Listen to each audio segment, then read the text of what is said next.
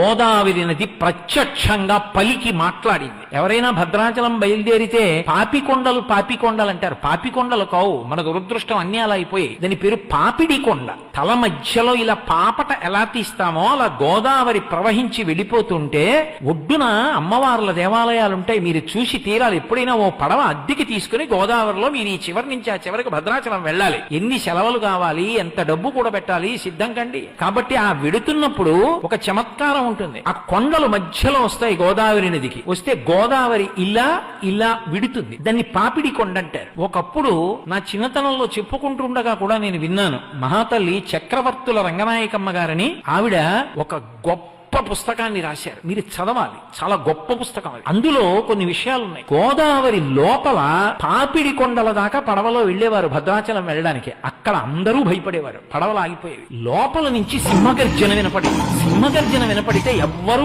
ఏమీ మాట్లాడకుండా పళ్ళెంలో ఎక్కువ కర్పూరం పెట్టి గోదావరికి హారతిచ్చేవారు. హారతిస్తే ఆ బుడబుడ చప్పుళ్ళు, పెద్ద పెద్ద బొబ్బలు, సింహగర్జనలు ఆగిపోయేవి. ఆగిపోతే ఆ పక్క నుంచి పడవ భద్రాచలం వెళ్ళేది. ఏంటి ఎందుకు వస్తుంది ఇలా? ఏ పడవ వెళ్ళినా వినపడుతుంది. ఎందుకు ఇలా వినపడుతుంది అని కొంతమంది ఔత్సాహికులు ఏం చేశారంటే గజఈతగాళ్ళని పట్టుకొచ్చి పెద్ద పెద్ద వలలు పట్టుకుని పడవలతో వెళ్లి అందులోకి దూకి ఎక్కడి నుంచి బొబ్బలు, సింహగర్జన వినపడుతుందో అక్కడ వలలు వేశారు. వేసి పైకి లాగారు. లాగితే యోగానంద నరసింహస్వామి వారి విగ్రహం పైకొచ్చింది. ఆ విగ్రహాన్ని ఇప్పటికీ మీరు భద్రాచలం వెడితే రామచంద్రమూర్తి దేవాలయం ఎక్కడుందో దాని పక్కన ఉన్న